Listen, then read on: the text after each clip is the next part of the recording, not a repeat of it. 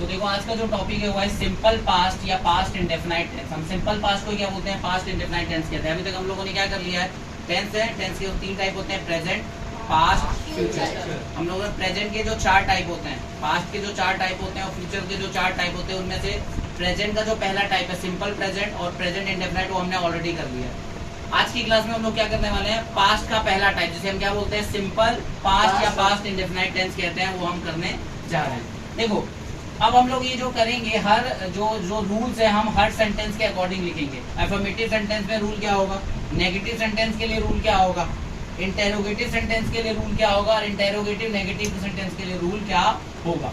Affirmative sentence के लिए जो रूल है, यहाँ पे मैं आपको कुछ कीवर्ड बता देता हूँ। एस का मतलब है यहाँ पे सब्जेक्ट, ओ मतलब है ऑब्जेक्ट, और V1 है तो वर्ब की फर्स्ट फॉर्म, V2 है तो वर्ब की सेकंड फॉर्म, अगर कहीं पे V3 लिखा है तो वर्ब की थर्ड फॉर्म। अब देखो यहाँ पर एफर्मेटिव सेंटेंस के लिए क्या नियम है, जब आपका टेंस जो हो वो सिंपल पास्ट का हो तो सब्जेक्ट प्लस वर्ब की सेकंड फॉर्म प्लस ऑब्जेक्ट। अब ये वर्ब की first form, second form, third form के लिए आपको मैं एक PDF शेयर कर दूंगा जिसमें आपको तीनों फॉर्म्स ऑफ वर्ब याद होंगे।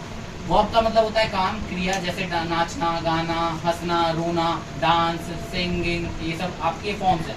तो ये वर्ब की फर्स्ट फॉर्म में अलग होता है, सेकंड में अलग होता है। जैसे डांस का क्या हो जाएगा, डांस हो जाएगा second form, first form dance है, सेकंड फॉर्म क्या हो जाती है, डांस। गो की गो हमारा फर्स्ट फॉर्म है, वेंट हमारा सेकंड फॉर्म है और गॉन हमारा थर्ड फॉर्म है। इस तरीके से एग्जांपल है, ऐसी PDF मैं आपको शेयर कर दूंगा।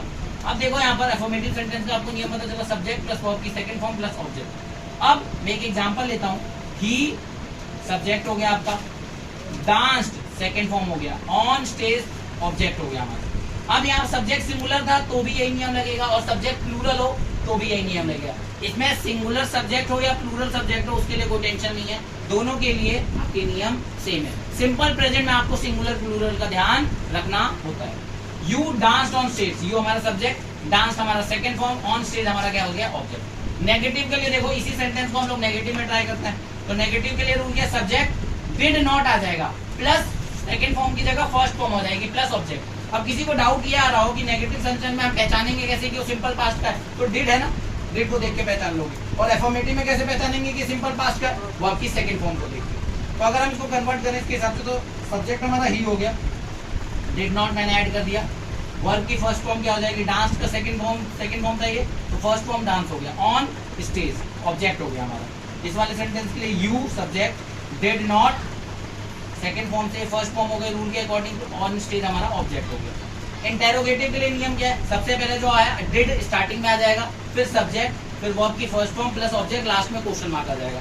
तो इसी को मैंने कन्वर्ट किया तो क्या हो गया, इस वाले को डिड सब्जेक्ट ही, वर्ब की first form dance, on stage हमारा ऑब्जेक्ट और लास्ट में क्या आ गया, क्वेश्चन मार्क। यू वाले को भी देखो, डिड यू, डिड हमारा हो गया ये डिड जो पहले, फिर सब्जेक्ट आ गया, वर्ब की फर्स्ट फॉर्म डांस आ गई, ऑन स्टेज हमारा क्या हो गया, ऑब्जेक्ट और लास्ट में क्या लग गया, question mark. Understood? Any doubts? Any doubts?